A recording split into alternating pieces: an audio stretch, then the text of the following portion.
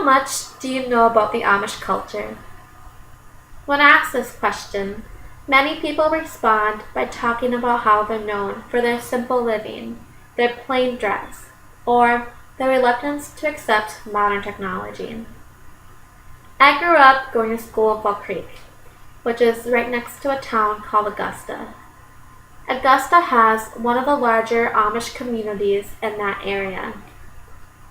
Whenever I would be driving to and from school, I would pass by members of the Amish community.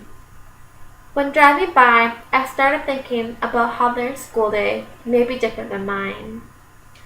It's important to know that there are differences in Amish schools and schools outside the Amish culture, and those differences affect communication. By taking a closer look at how religion, staffing, and dress codes are different in Amish schools, we'll be able to better understand how those differences affect communication. Let's first take a look at how religion affects communication. Religion shapes how and with whom many people communicate with. In the Amish schoolhouse, the students and teachers share the same traditional Christian belief. That is not something that you should expect in schools outside the Amish schoolhouse. In many public schools outside the Amish culture, the students and teachers have a different set of beliefs. Also, something that you should not expect in an Amish schoolhouse is a teaching of evolution. Instead, they take a more literal view of the Bible and talk about the creation story. That is how religion has impacted communication, but the staffing in an Amish schoolhouse has affected communication as well. Gender has played a huge role in the staffing process in Amish schools. When you go to a school outside the Amish culture, you often expect the school board, as well as teachers, to be both males and females. This is not something you should expect when entering into an Amish schoolhouse. According to AmishAmerica.com, the school board is typically made up of male parents. These parents are in charge of selecting a teacher.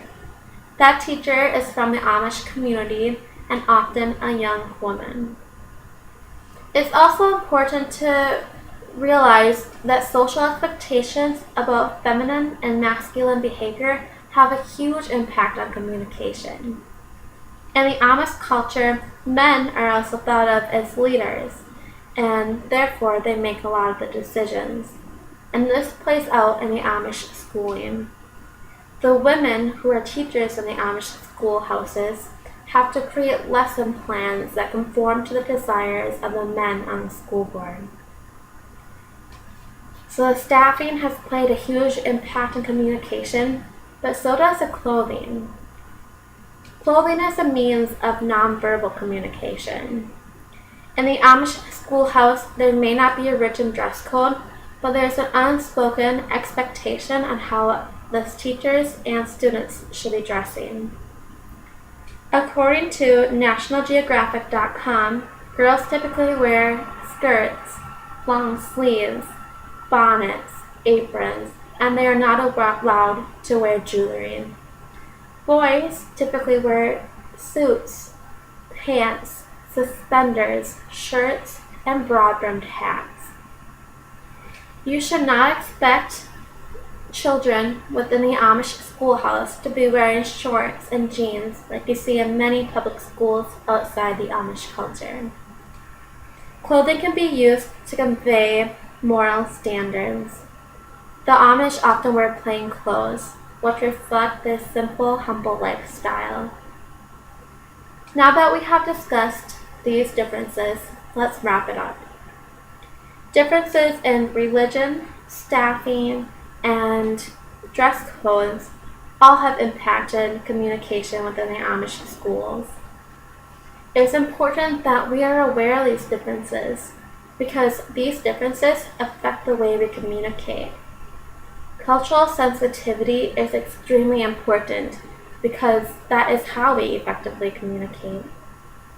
With that being said, I encourage you to Remember the differences that we talked about today.